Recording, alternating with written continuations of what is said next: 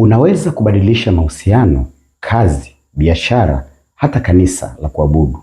Lakini kama hujabadilika ndani, bado historia itajirudia na mambo yatabaki pale pale.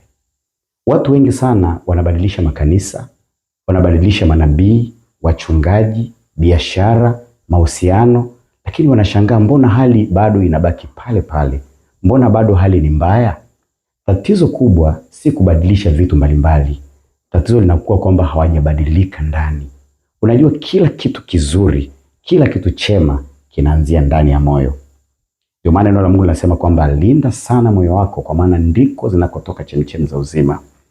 Kwa hiyo muombe Mungu ashughulike na moyo wako, na wewe mwenyewe hakikisha moyo wako unabadilika, kwa sababu kama hautabadilisha ndani ya moyo wako, hali itaendelea kubaki vile vile.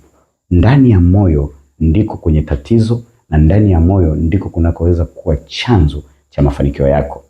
Kitabu cha Mithali sura ile 23 mstari wa 7, neno la Mungu linasema, maana aonavyo ndani ya nafsi yake ndivyo alivyo. Kwa hiyo kama unaona udhaifu, kama unaona kushindwa, kama unaona vurugu, unaona kuchanganyikiwa, kama unamuona kila mtu ni mbaya ndani ya moyo wako, hata uwe na mahusiano ya aina gani, bado yatazidi kuwa mabaya.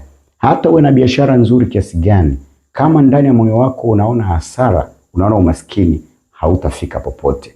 Kwa hiyo ndugu yangu, kitu cha kwanza cha kushughulika nacho sio watu, sio maadui zako. Shughulika na moyo wako.